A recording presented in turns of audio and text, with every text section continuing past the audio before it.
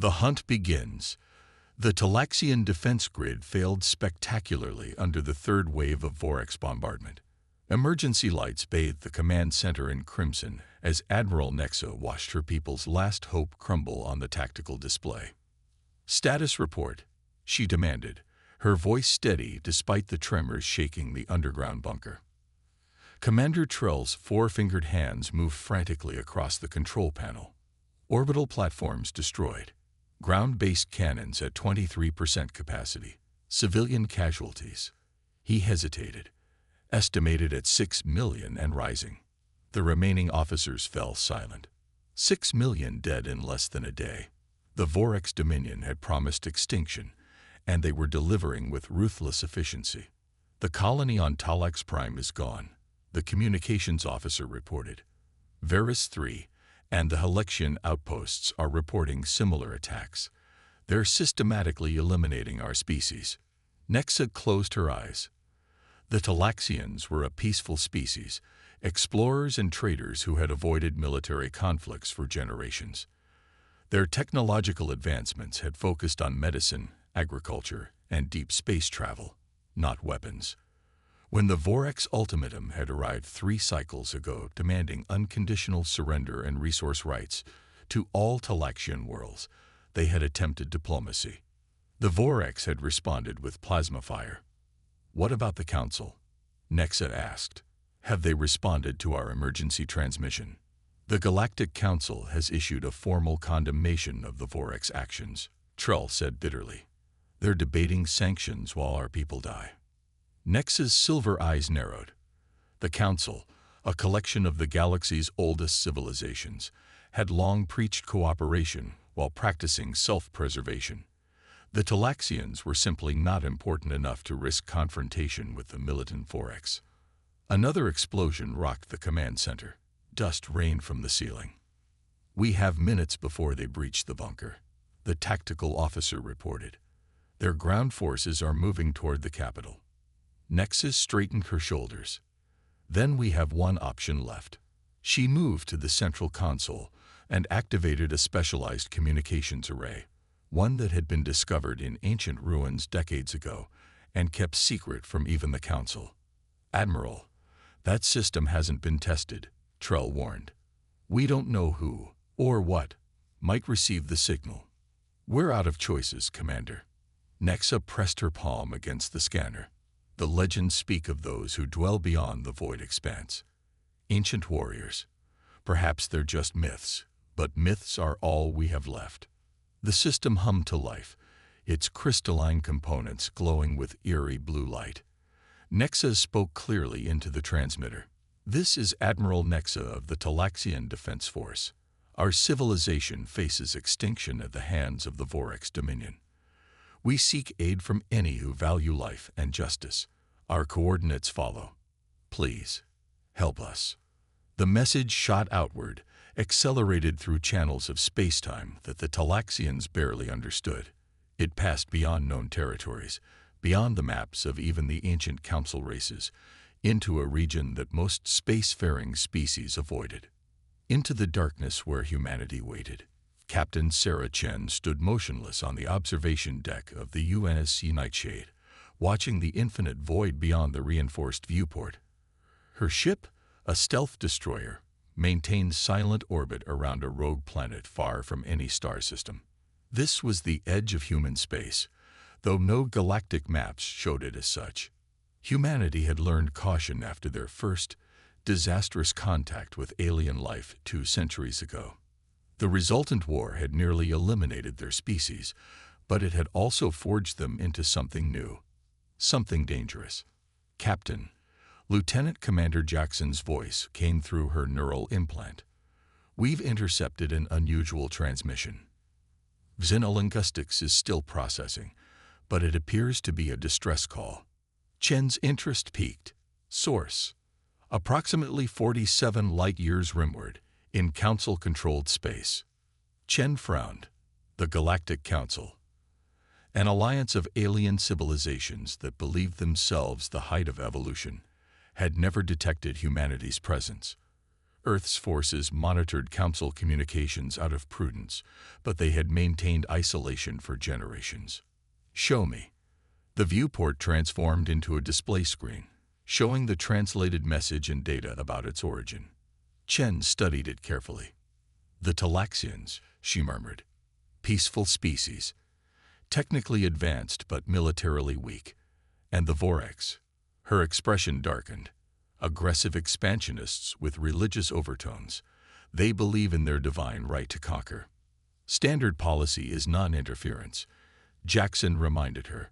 "Earth Directorate has been clear about remaining hidden." Chen continued to stare at the desperate plea from a dying species. Humanity had rebuilt after their own near extinction, developing technologies and physical enhancements that had transformed them into apex predators. They had sworn to protect their homeworld at all costs, even if it meant watching the rest of the galaxy burn. But something about this message resonated with her. "Alert all ships in the Phantom Fleet," she ordered, "and get me a direct line to Earth Command. You're considering intervention." Jackson sounded surprised. Chen's augmented eyes reflected the starlight as she turned. "The Vorex will continue expanding. Better to confront them now, on our terms, than wait for them to stumble upon Earth. And the secrecy protocols." A thin smile crossed Chen's face. "Sometimes, Commander, the best way to remain a legend is to remind people why they fear the dark." Within 24 hours, 5 human warships had assembled in deep space. They were unlike anything in the Council's arsenal. Black, angular vessels that absorbed rather than reflected light, armed with weapons developed through centuries of paranoia and innovation. Chen stood on the bridge of the Nightshade, now the flagship of this small but lethal task force.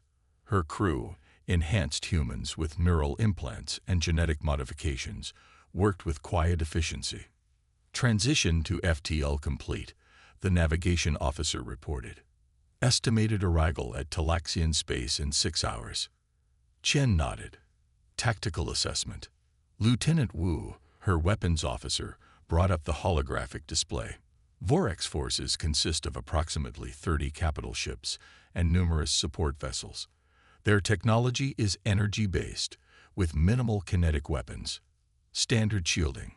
No apparent stealth capabilities. Weaknesses. Their command structure is hierarchical and rigid. Take out the leaders, and the rest will falter. Additionally, their ships rely on external sensor arrays that are vulnerable to our EMP capabilities." Chen absorbed the information. Mission parameters. First, evacuate surviving Talaxian leadership and civilians if possible. Second, neutralize the Vorex threat. Third, she paused, looking at her assembled officers, make an impression. The bridge crew nodded in understanding. If humanity was going to announce its presence to the galaxy, it would be on their terms. "One more thing," Chen added. "The Vorex consider themselves hunters. Let's show them what it means to become prey." High Commander Drez of the Vorex Dominion watched with satisfaction as another Talaxian city burned. His flagship, the Divine Subjugator, maintained orbit over the main Talaxian homeworld, its weapons systematically reducing millennia of civilization to ash. "Status of the Resistance," he asked his second-in-command. "Negligible, Exalted One. Their orbital defenses are destroyed, and ground forces are in disarray. We've located their main command bunker and will breach it within the hour." Drez nodded, his scaled skin reflecting the harsh light of the bridge. The Vorex followed the doctrine of ascendance, the belief that stronger species were divinely mandated to rule over weaker ones. The Talaxians, with their advanced technology but limited military capability, were perfect targets. "Have they begged for mercy yet?" Drez asked, almost hopeful. There was something satisfying about hearing a species plead for their lives before extinction. "They sent messages to the Council, but nothing directly to us after our initial ultimatum." Drez frowned. "Disappointing. I expected more." "High Commander." The sensor officer's alarmed voice cut through the conversation. "We're detecting anomalies at the edge of the system." "What kind of anomalies?" Drez demanded. Unknown energy signatures. They don't match any council or known independent vessels. They're appearing out of nowhere. Dres moved to the main view screen as it displayed the distant sector of space. For a moment, there was nothing. Then darkness seemed to bloom against the stars, not the expected flash of conventional FTL arrival, but patches of void that somehow grew more intense. 5 objects materialized fully, their black hulls barely distinguishable from the space around them. Identification. Dres barked. None, Exalted One. They're not broadcasting any recognition signals. Dres studied the newcomers. They were unlike any ships he'd encountered, predatory in design, with sharp angles and no visible engine emissions. Something about them triggered a primal reaction in his warrior instincts. "Hail them," he ordered.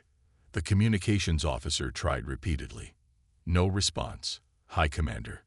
Deploy scout ships. Maintain battle readiness, but do not fire unless." The sensor array exploded in a shower of sparks as a massive surge of data flooded through their systems. Every screen on the bridge flickered, then displayed the same image, a simplistic representation of a human skull. A voice spoke through the ship's communication system, calm, female, terrifyingly confident. "Vorex forces, this is Captain Chen of the United Earth Navy. You are attacking a civilian population engaged in legitimate self-defense. Withdraw immediately or be destroyed." The bridge fell silent. Earth was an ancient myth, a rumored homeworld of a species long thought extinct or irrelevant. Dres recovered quickly, his training overcoming his surprise. All weapons, target the unknown vessels. Launch fighter squadrons. The Vorex fleet responded with practiced precision, energy weapons charging as fighters poured from launch bays. The 5 dark ships remained motionless, seemingly indifferent to the armada moving against them. "High Commander," his tactical officer said cautiously, "shouldn't we attempt communication? If these are truly Earthers—" "They are nothing," Dres snarled. "Another weak species interfering where they don't belong. Show me their destruction." The Vorex fleet opened fire, brilliant beams of energy streaking across space toward the mysterious vessels. And that's when the humans revealed why they were the apex predators of the galaxy. Apex revealed. The energy weapons of the Vorex fleet seemed to bend around the human vessels, deflected by gravitational distortion fields that no Council race had managed to perfect. Where direct hits did land, they dissipated against adaptive shielding that adjusted to each attack's frequency. From the bridge of the Nightshade, Captain Chen watched the Vorex attack with clinical detachment. "As expected," she noted. "Return fire. Electromagnetic pulse first, then targeted strikes." Her weapons officer nodded. "EMP charging. Target locks confirmed." The human ships suddenly accelerated, moving with impossible speed and precision. The Nightshade and 2 other vessels positioned themselves in a triangular formation around the main body of the Vorex fleet, while the remaining ships swept toward the planet's surface. "EMP deployed," Wu announced. Invisible waves of energy washed over the Vorex ships. Their lights flickered and died.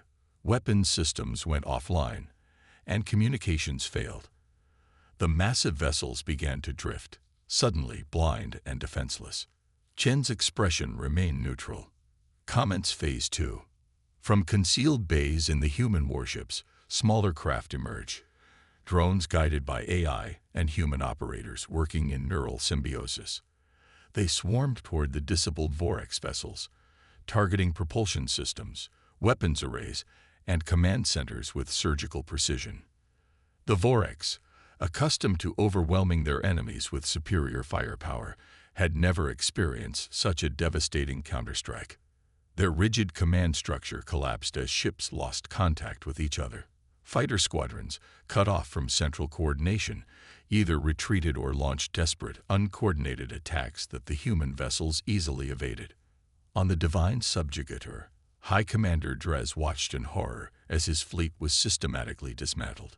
Emergency power had kicked in, but most systems remained offline. "What is happening?" he demanded. How can they neutralize our entire fleet? His second-in-command worked frantically at a terminal. The technology is beyond anything we've encountered, Exalted One. They've somehow targeted our power distribution network specifically. The lieutenant approached, his scales pale with fear. Message from ground forces, Exalted One. 2 of the enemy vessels have entered the atmosphere. They're extracting Talaxian survivors. Drez's eyes narrowed. So that's their game. They want the Talaxians' technology. A new determination filled him. If he couldn't win this battle, he could at least deny the enemy their prize. Target all remaining weapons on the planet's surface, he ordered. If we can't have the Talaxians, no one will. But Exalted One, our own forces are still. Do it, Drez roared. Before his crew could comply, the bridge doors exploded inward. Through the smoke stepped figures that seemed more machine than organic. Humans in combat exoskeletons, their movements fluid and lethal. They carried weapons unlike anything the Vorex had seen, compact but radiating deadly potential. At their center walked a woman, smaller than the soldiers but somehow more terrifying.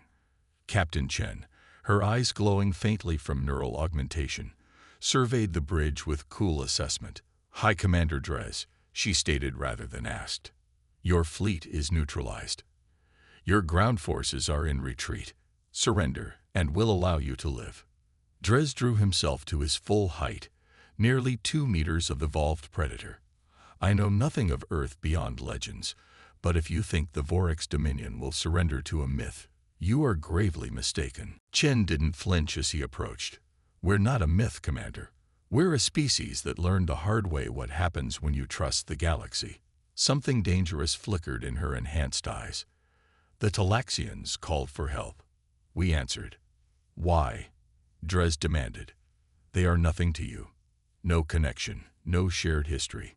Because we remember what it means to be hunted, to face extinction. Chen's voice remained calm, but ice had crept into her tone. The Talaxians will survive today. Your invasion won't. Drez lunged suddenly, his natural weapons, razor-sharp claws designed for combat, slashing toward Chen's throat. He moved with the speed that had made the Vorex feared throughout their territories. But the human was faster.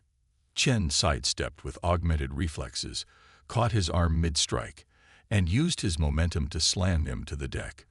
Before he could rise, she placed a boot on his chest, a small sidearm aimed at his head. That, she said quietly, was a mistake.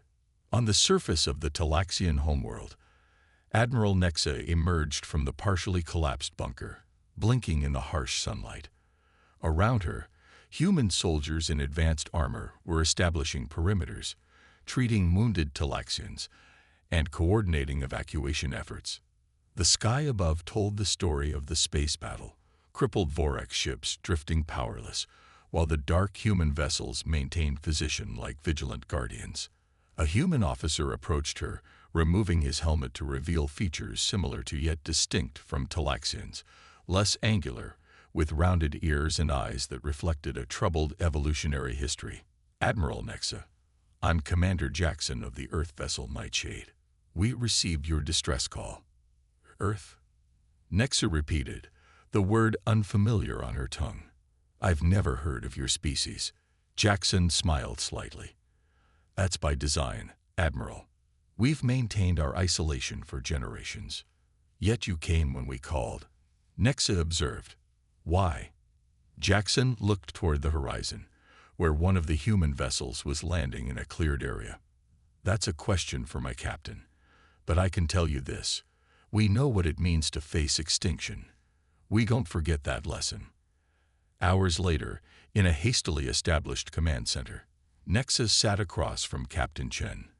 Between them lay a datapad showing the extent of the Vorex defeat, their fleet neutralized, their ground forces captured or scattered, their high command in custody. You saved my people, Nexa said simply. We can never repay such a debt. Chen shook her head. No debt exists. The Vorex needed to be stopped. You could have remained hidden. That seems important to your people. A shadow crossed Chen's face. 200 years ago, humanity encountered its first alien species. We approached in peace, offering friendship. They saw only potential slaves or subjects. Her augmented eyes met Nexus. The war that followed nearly wiped us out. We survived by changing, enhancing our bodies, developing technologies born from desperation. You became warriors, Nexa observed. We became what we needed to be. Chen gestured to the tactical display. The Vorex believe themselves apex predators, divinely ordained to conquer. We understand what that mindset leads to. Nexus studied the human captain. What happens now? Will Earth join the Galactic Council? Your technology alone will. No. Chen's response was immediate. We won't join your council. They watched as the Vorex prepared to exterminate your species and did nothing. That's not an alliance we seek. Then why reveal yourselves at all? Chen's expression softened slightly. Because sometimes, Admiral, even predators need to be reminded that they're not at the top of the food chain. She stood, her decision clearly made. The Talaxians have an ally in humanity, should you need us again. The Vorex leadership will be returned to their homeworld with a warning, and evidence of what happens when they hunt in our territory. And the Council? Nexa asked. They'll want to establish diplomatic relations once they learn of your existence. Let them try. A smile touched Chen's lips, but it didn't reach her eyes. The galaxy has existed under certain assumptions for millennia. Those assumptions have just changed. 3 days later, a single Vorex vessel, repaired sufficiently for short-range travel, was released from human custody. Aboard was High Commander Drez, his pride shattered but his life intact. As his ship limped toward Vorex space, he reviewed the data package the humans had provided him. It contained technical specifications just advanced enough to prove humanity's superiority. Star charts marking territories they considered under their protection, including Talaxian space, and video evidence of the battle that had destroyed his fleet. The final file was a personal message from Captain Chen. The Vorex Dominion believed itself the galaxy's perfect hunter. Now, you know better. Expansion into protected territories will result in consequences far worse than what you experience today. This is not a negotiation. It is simply how things will be from now on. Drez closed the file, his claws digging into the console. The humans had not just defeated him. They had revealed a fundamental truth that shook the foundation of Vorex belief. If they were not the apex species, destined to rule all others, then what were they? As his damaged ship crawled through space, Drez found himself looking over his shoulder, watching the darkness between stars with new understanding. Out there, humanity was watching, waiting, ready to remind the galaxy why even predators fear the unknown. The hunt had changed forever, and the hunters had become the hunted.